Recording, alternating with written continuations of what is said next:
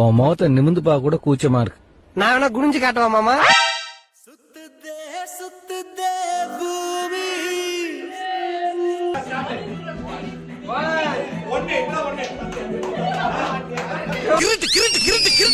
போய்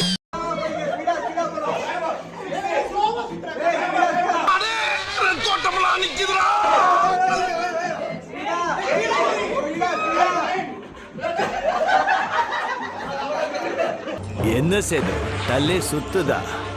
பிரெக்னெண்டா இருப்ப.